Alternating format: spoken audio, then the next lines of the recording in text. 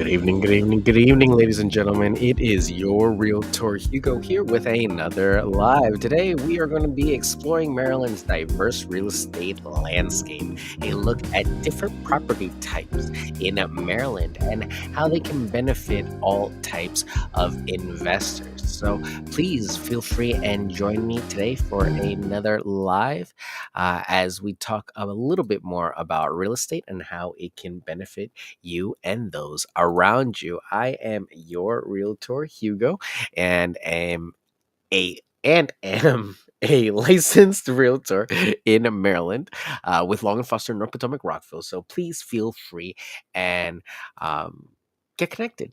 Tune in to this live that we do every day. My phone number is 240-389-4846. If you would like to reach out, my email is hugo@lnf.com and my website is yourrealtorhugo.com. So let's go ahead and jump right in.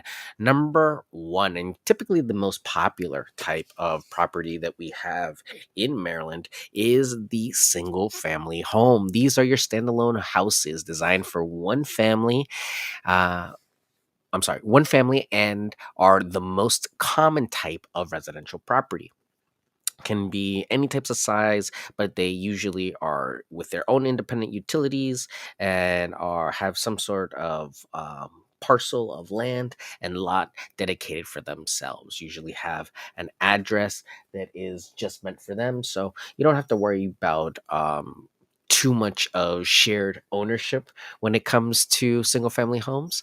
It really just comes down to, can you find one in your particular market? Because single family homes, just because of their sheer nature of being detached, have a little bit of a larger footprint than some of the other structures we're going to talk about. Now, number two, condominiums. Condos are individual units within a large complex or building. Owners typically own the interior space and share ownership of common areas. So I've actually had the luck of selling and listing a couple of condos. They are a great place for investors to start on their journey when it comes to cash flowing and building up a portfolio of properties. They are easy to flip, and they are a great way to invest money in real estate. I highly recommend it. You want to buy in a good building that has good history and reviews, and look for opportunities where there are some. Do your due diligence though, because with a condominium, you own the interior, but as we all know, the exterior complex and building could greatly impact what happens on the inside. Number three, townhouses, also known as townhomes or row homes. These are attached homes with multiple floors and shared walls and neighboring units. Um, they usually have several dozen in a block. They can be a great way to start your home ownership journey if you don't feel like the expense of owning your own single family home is within your budget. They are by far a cheaper option than a single family home, but give you a lot more appreciation value than a condominium. The order of operations, I would say, for an investor when it comes to rate of return on an investment, it'd probably go single family home as the highest, then townhouse as your next best bet, and condos as probably your least return on investment. Not to say that there can't be a great return on investment. You can have incredible opportunities at the condominium level. It's just being in those markets, being in talks with the right professionals that know those listings that can get you those spots early because they go quick, usually for cash, very quick. Number four, duplexes and triplexes. These are residential buildings divided into two or three separate living units, each with its own entrance. Now, this is kind of one of those great opportunities that we get in real estate that come from time to time where there are some changes in the laws and legislation that help people that would like to invest in duplexes and triplexes do so. So look into loans from Fannie Mae, I believe, and Freddie Mac that might have some of those regulations lessened and loosened so that regular investors can get into those properties with less money down than they were asking 12 months ago. The concept here is that you purchase a duplex in some sort of shape, and then you live in one unit and lease out the other one. You can always do this, with a single family home and splitting up the property. But at the end of the day, you are still going to have to be responsible for both units and the mortgage. So, can you be a landlord and a tenant at the same time? Can you make ends meet? Can you make repairs? You have to look at the assessment of buying, in essence, two properties. It's a lot. It can be a lot for a first time home buyer, but if you feel that it covers your needs, it could be a great way to get into a property. These are considered buildings that have been divided and usually have their own addresses and their own utilities as well. So keep that in mind with their own taxes. Number five, apartments. Multifamily buildings with multiple units rented out to tenants. Apartments can vary in size and amenities. So, again, multifamily options. And these are the larger buildings that you can see. Usually, these apartments are all run by a typical property management company that they're housed in house or off location, but they're all under the same building. Oh, I'm sorry, building management. So that's one of the really the biggest things. They give great opportunities to lower income and poor credit clients, but really it's a lot of people in the same building. So multifamily dwellings and yeah. It's just rented all out to tenants. So there's one landlord that owns the building, and each one of the individual units is rented out to a different tenant under contract. Number six, co ops. Similar to condos, but instead of owning real property, residents own shares in a corporation that owns the building. So it's kind of like the apartments meets condos and kind of a merger of those two. But as you can see, you're buying, owners buy ownership in the corporation as well as the actual property. Number seven, mobile homes. These are prefabricated homes built off site and transported to a specific location. They're often located in mobile home parks. Mobile homes have been coming up on my radar since I started my real estate journey.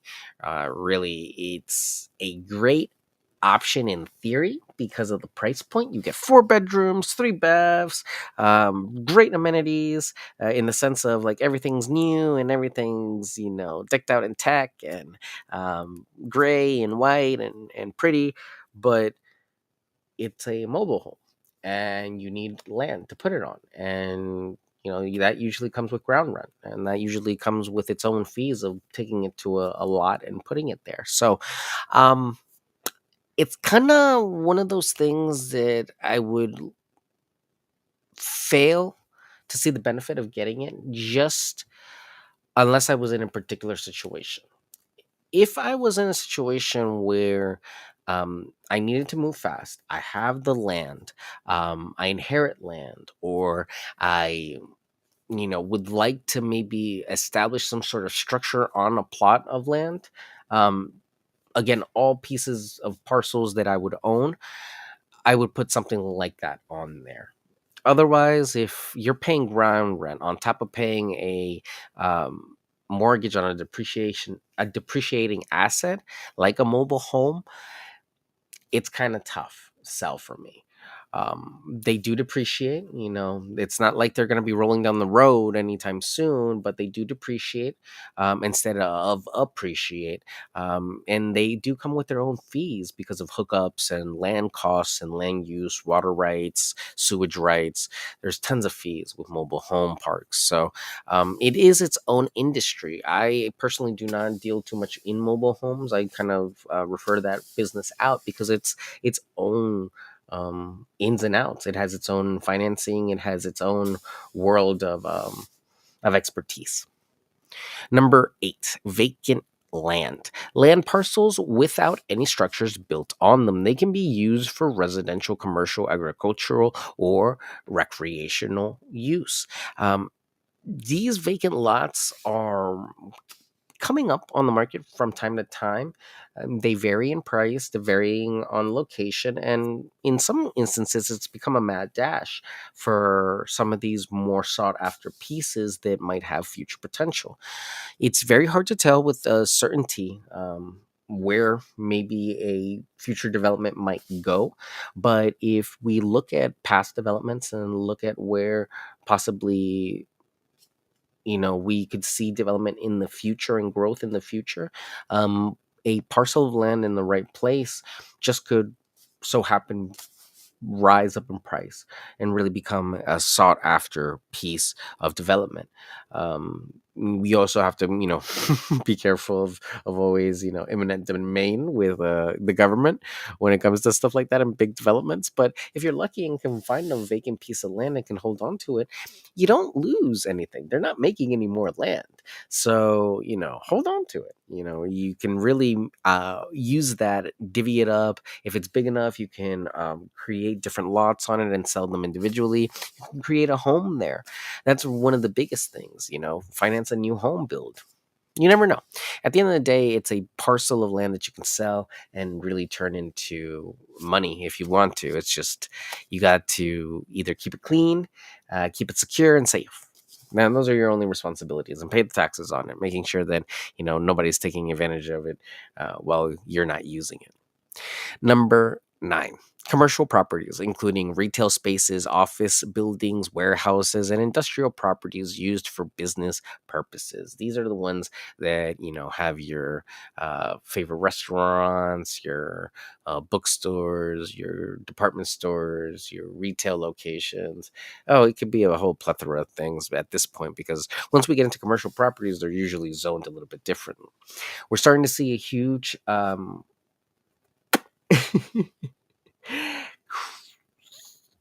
uproar about redistricting some commercial properties and areas and zones for residential use, but we need more people to speak up. So webinars like the one I attended today were fantastic, where we Maryland Realtors talked about how we needed more people actually speaking out about issues that matter to them when it comes to housing. So when these hearings happen, that they can hear from the constituency where it's impacting. We are in desperate need of housing, and the stats will show you that everyone is seeing the same things. People don't believe prices are going down. They don't believe that building more housing is going to ease the pressure of housing costs here. They think prices are way too high. But at the end of the day, we need them to speak out on these issues because if no one speaks out on them, then the associations have nothing to work with. So if commercial properties and commercial zones are converted to residential or mixed use, they can really free up properties. Maybe perhaps not for the affordable housing demographic, but at least for the middle to upper middle class that can maybe go from one of their homes into another home. It's just we're not seeing enough of the affordable housing, and questions of what policymakers are doing to helping that with things like ADUs, additional dwelling units, are all things that are being researched, and we have to have the data, we have to have the voices saying these things to actually be able to have politicians move in that direction. They will follow the voters, and really, that's the long and the short of it. If they feel that the voters are not behind their causes, or they're not, they don't have the voters' support when it comes to their things, then that's where change happens. But if they don't feel any pushback, they feel like they're doing right by everybody, and that's the only voice they're hearing from one side, then obviously, they're going to follow whatever they hear. So you got to go out there, make your voice heard. And lastly, for today, ladies and gentlemen, number 10, mixed use properties, buildings that combine residential and commercial spaces, such as apartments with ground floor retail shops. This has been a huge move that we've seen in spots like Pike and Rose over in Rockville, Maryland, in Montgomery County. And we actually are going to see, hopefully, in the prospective Lake Forest Mall redesign. So that whole area, I just happened to see the plans for that. It looks so exciting, and it looks so good. There's going to be so much more housing over there, and it really can be a great little city, it looks like. So I'm very excited for that. A lot of land. It's huge. I have tons of memories there. I'm sad to see it go. My first job was there, but such is life, and you just gotta, you know be thankful for the time that you had, and keep it moving. So I'm just fortunate enough that I get to see some of the development stuff and some of the information that's coming out about that. It's just incredible to be um, on the field that works with that type of development, because just seeing this stuff go up and go, from one thing to another is incredible, and the process that it takes. So that's the long and the short of it, ladies and gentlemen. The 10 types of properties that we have in Maryland are single family homes, condominiums, townhouses, duplexes and triplexes, apartments, co ops, mobile homes, vacant land, commercial properties, and mixed use properties. Each type of property comes with its own set of advantages, disadvantages, and considerations. So it's essential to consider evaluating your needs and preferences when searching for real estate in Maryland. And as always, especially now more than ever, I will say, please talk to your local realtor about getting connected with the right information. Work with them, learn from them, and get yourself a home. Regardless of what you hear online, um, find yourself a realtor that has the knowledge that you need and is got a proven track record. You can really mess yourself up pretty bad going in on a bad deal. And even though it might seem like an extra cost to maybe afford a realtor, it in the long run will be your best bet. So if you have any questions, if you have any needs for a realtor or would like a recommendation, I myself am a realtor licensed in Maryland if you need any help there, but I can help you out here in the United States and internationally as well. My phone number is 240-389-4846. My email is hugo@lnf.com. And my website is yourrealtorhugo.com. Again, ladies and gentlemen, thank you so much for tuning in. I really do appreciate you all. And I will see you all tomorrow for another lesson. We'll cover probably, something else interesting about the real estate market and how it can benefit you and those around you. All right. Take care. Be safe. Have a great evening. I will see you all tomorrow. And yeah, have fun. Stay positive.